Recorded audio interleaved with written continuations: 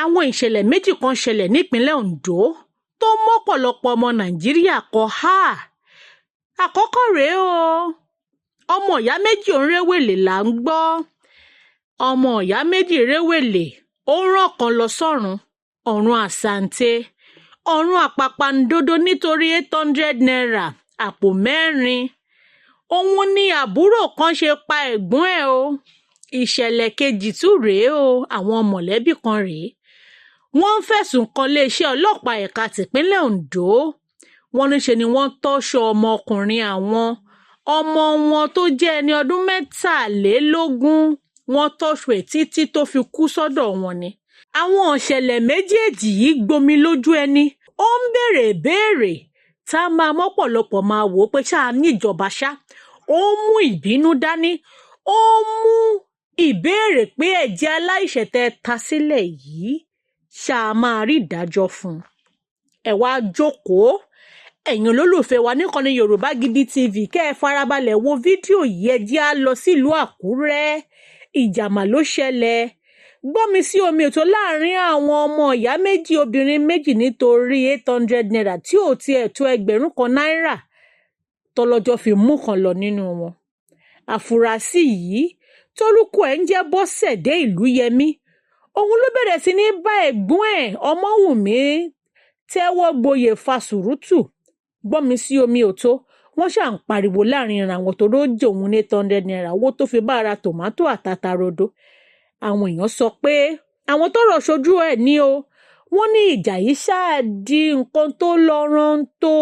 Bọ́sẹ̀dé fa Ọmọ́wùnmí láṣọ lásìkò tí wọ́n ń jàjà yìí. Ọmọ́wùnmí bá tàdí mẹ́yìn ló bá ṣubú. Àgọ́ Ọmọ́wùnmí tó tàdí mẹ́yìn kò lọ mágbára wá o. Ó ṣubú, ó farapa yánnayànna dìgbàdìgbà. Wọ́n sáré gbé délé ìwòsàn. Ìgbà tó máa débẹ̀ ńkọ́ ẹlẹ́ran ti tú, dead on arrival. Wọn ò tiẹ̀ lè ṣàtúnṣe kankan sí i. Bó ṣe gbé délé ìwòsàn báyìí, ọ̀n ló ti kú ni. Agbẹnusọ fún iléeṣẹ́ ọlọ́pàá ẹ̀ka tìpínlẹ̀ Ondo, DSP Olúṣọlá Àyànládé sọ pé lóòótọ́ lọ̀rọ̀ ìṣẹ̀lẹ̀ o. Àwọn ti fọlọ́pàá gbé Bọ́sẹ̀dé. Àwọn á rí i dájú pé ìdájọ́ tó múnádóko òun làwọn fi jẹ́ kí ọ̀rọ̀ yìí fi lójú nígbẹ̀yìngbẹ́yín. Àwọn dẹ̀ ti ń ṣèwádìí àwọn.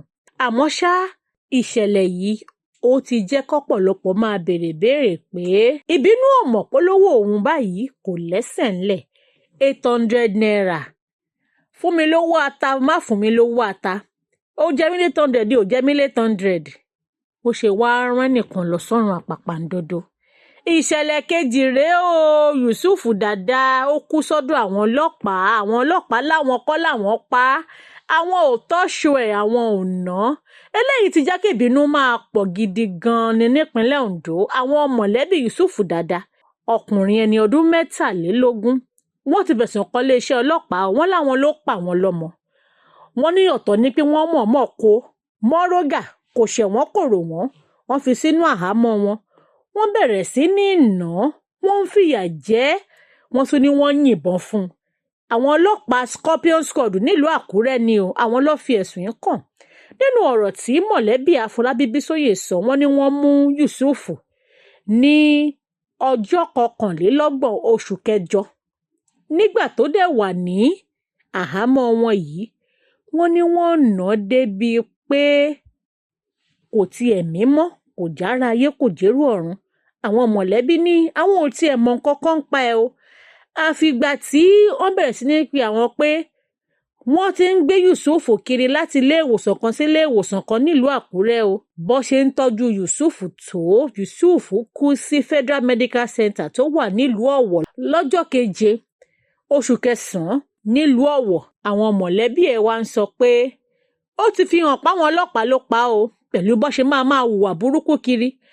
Àwọn tí ọ̀rọ̀ yìí ṣojú wọn sọ pé àwọn ọlọ́pàá tí wọ́n gbé ọmọkùnrin yìí, agbára ń gùn wọ́n. Kódà àwọn ọlọ́pàá yìí wọ́n tún na àwọn aráàlú. Wọ́n ṣe wọ́n léṣe, àwọn tó ń gbìyànjú láti dá sí ọ̀rọ̀ yìí. Àwọn ọlọ́pàá ti sọ pé àwọn kọ́ o, àwọn ò mọ nǹkan kan pa ẹ o. PPRO iléeṣẹ́ ọlọ́pàá ẹ̀ka tìpínlẹ̀ Ondo, SP Olúṣọlá Aláyàndé sọ pé nǹkan kan ló ṣẹlẹ̀ ságọ́ ara Yusuf ńgbà tó wà ní ilé ìwòsàn. Àwọn kọ́kọ́ gbé lọ sí ilé ìwòsàn àwọn ọlọ́pàá. ìgbà yẹn làwọn wá gbọ́ pọ́n ní á máa nílò dialysis èyí tó máa ń ṣe fáwọn tí kíndìnrín wọn ò bá ṣiṣẹ́ dáadáa. Wọ́n ní kò sí nǹkan tó kan ikú Yusuf kan pé wọ́n nà ní iléeṣẹ́ ọlọ́pàá o. Ó ní òun ò tún wá dúró ń bẹ̀ o, òun tún jẹ́ kí kọmíṣánná àwọn ọlọ́pàá ẹ̀ka tìpínlẹ̀ náà mọ̀ pé àwọn ti bẹ̀rẹ̀ sí ní ṣèwádìí lábẹ́nú àwọn dẹ̀ mọ̀ pé gbogbo nǹkan tó bá gbà làwọn máa fún gbogbo àwọn ọlọ́pàá tí gbà ọ̀rọ̀ yìí bá ṣí mọ́ lórí gbogbo wọn pátá òun làwọn máa rí i pé wọ́n gba ìjìyà tó tọ́ àti èyí tó yẹ lábẹ́ òfin.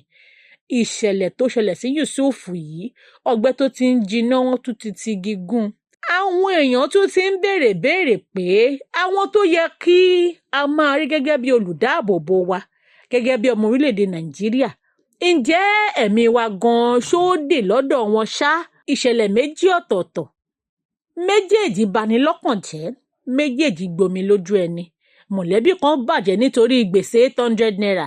Mọ̀lẹ́bí míì ló ń jà fitafita tó ń béèrè fún ìdájọ́ nígbà tí ọmọ wọn kú sátìmọ́lé àwọn ọlọ́pàá. Méjèèjì ló rán wa létí pé bíntín láyé. Ìbínú ò mọ̀ polówó òun ò lẹ́sẹ̀ lẹ̀ àṣìlò agbára kẹ̀dẹ̀rẹ́ a máa já síbi tẹ́nikẹ́ni ò mọ̀. Kí lẹ̀yin rò nípa gbogbo àwọn ìṣẹ̀lẹ̀ méjèèjì yìí? Bí wọ́n bá wá ní kó ṣètò ìdájọ́ tó múnádóko, ṣé n tó kú ṣó máa padà wá ni àbí kí gan ló fẹ́ ṣẹlẹ̀? Ẹ drop comment yín sábẹ́ fídíò yìí, ẹ like, ẹ dẹ̀ má gbàgbé láti subscribe sí ìkànnì Yorùbá Gidi TV. Àwa la máa wá o, ẹ̀yin la ó máa bá. Dámilọ́lá Ayépọ̀lá Ọlọ́runṣẹ̀yẹ lórúkọ mi. Ó dìgbà kan ná. Èwe ń jẹ́, èbò ń jẹ́, ìṣẹ̀ṣẹ̀ ń bẹ síbẹ̀ gidigidi. Ìwé ń jẹ́ egbò ń jẹ́. Àwọn tọ́lọ́run fi ránṣẹ́ wá síbẹ̀. Lóòótọ́ wí bẹ́ẹ̀ jẹ́ bẹ́ẹ̀ tọ́lọ́run ọba ni. Ẹ wá wá àwọn tọ́lọ́run fi àṣírí ewé àtegbò lé lọ́wọ́. OEA Herbs and Shrub Spices ni wọ́n jẹ́. Ilé-iṣẹ́ tó fi ìlànà ìgbàlódé ṣàgbékalẹ̀ ògùn ìbílẹ̀ tí yóò dùn lò fún gbogbo èèyàn. Láti ṣètọ́jú onírúurú àìsàn àtàrùn tí ń bá ní ìjà lágọ̀ọ́ ara. Ọ̀gọ̀rọ̀ èèyàn tó ń sunkún dọ́dọ̀ wọn ló ń rẹ́rìn ayọ̀ dúpẹ́ báyìí o. OEA Herbs and Shrub Spices ni yóò fi wí àtegbò ṣètọ́jú àìsàn jẹjẹrẹ tá a mọ̀ sí cancer, ìtọ̀ ṣúgà, diabetes, hepatitis, àìsàn ẹ̀jẹ̀ ríru tá a mọ̀ sí hypertension, àìsàn rọpárọsẹ̀ tí ń dáni gúnlẹ̀ tá a mọ̀ sí stroke.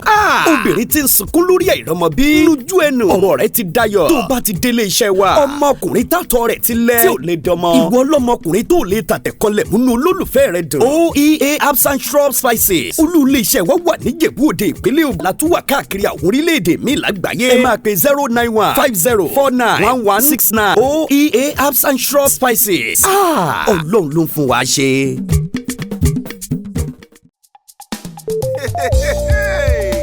100,000 subscribers. Ẹ ṣeun ni o. Ẹ̀yin family wa lórí YouTube. Ẹ ṣe appreciation. Yeah man. Bí irúgbìn ṣe ń dàgbà, Ọlọ́run ni ẹ jẹ́ kí dádì mú mi ẹ ṣeun tẹ́yìn ń bomi rin. Ẹ̀yin fáǹsì mi ẹ ṣe o. Yorùbá Gidi ń dàgbà o. Ọlọ́run ni ẹ jẹ́ kí ọgbọ́n rí wa kọ́. Ọlọ́run mà ló ń dùn. Mo dúpẹ́ ṣeun ṣeun o. Brothers sisters ẹ ṣeun. Daddy and mommy ẹ ṣeun. Ẹ̀yin onígbọ̀wọ́ wa, ẹ̀yin lẹ ń bomi rin wá. 100K subscribers, thank you, ẹ ṣeun. Yorùbá Gidi ń dúpẹ́, àwa mọ̀mọ́ more.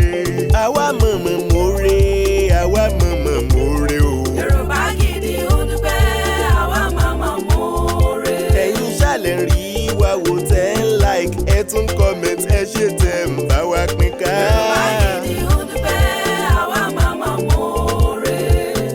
Láti 2022 tá ti ń bá bọ̀ ó tọpẹ́tọpẹ́.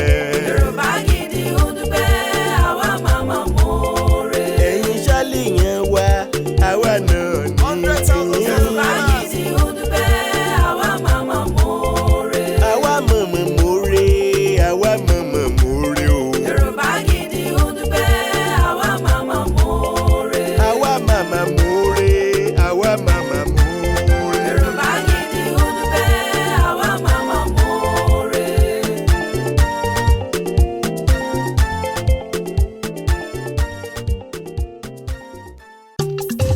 Igi kan ò lè dágbó ṣe Never. láyé, igi kan ò lè dágbó ṣe Ibo. rárá. Bá ò bá rẹ́ni fẹ̀yìntì bí ọ̀lẹ làárí, ènìyàn aṣọ tiwa tọ́lọ́run ló fún wa. ènìyàn bó ní lára jaṣọ lọ. Yorùbá Gidi TV ń dúpẹ́. ẹ ṣé gan. Thank you. ẹ ṣé púpọ̀ o. ẹ ṣé gan. gbogbo ọmọ Yorùbá. ẹ mà ṣe ń wá. ẹ ṣé gan. 100,000 subscriber o. ẹ ṣé gan. 100K ẹ̀yin lẹ gbé wá débẹ̀. ẹ ṣé gan. ẹ ṣé gan. ẹ̀yin olùfẹ́ wa kárí ayé o. ẹ ṣé gan. ẹ̀yin lẹ gbé wá débẹ̀. ẹ ṣé gan. ibi adé lòdì ẹ̀yin ni. ẹ ṣé gan. ẹ̀yin onígbọ̀wọ́ wa. ẹ ṣé gan. ẹ̀yin supporters àdúpẹ́dúpẹ́. ẹ ṣé gan. gbogbo family ẹ ṣé o. ẹ ṣé gan. ẹ ṣé ẹ̀yin onígbọ̀wọ́ wa. ẹ ṣé gan. Yorùbá Gidi ń dúpẹ́ sẹ́. ẹ ṣé gan. Yorùbá Gidi TV. Yorùbá Gidi TV òun ni kẹ́ ẹ máa wò nígbà gbogbo. Ẹ fojú yín ló ń jẹ níbi tẹ́ ẹ ti lè kọ́gbọ́n, níbi tẹ́ ẹ ti lè rí àwọn àṣà Yorùbá tó yanjú. Yorùbá Gidi TV òun ló mú ètò rere wálé ayé, níbi tẹ́ ẹ gbé fẹ́ kọ́gbọ́n, níbi tẹ́ ẹ gbé fẹ́ kọrin. Yorùbá Gidi TV òun ló ń pè yín kẹ́ ẹ máa wò nígbà gbogbo. Yorùbá Gidi TV.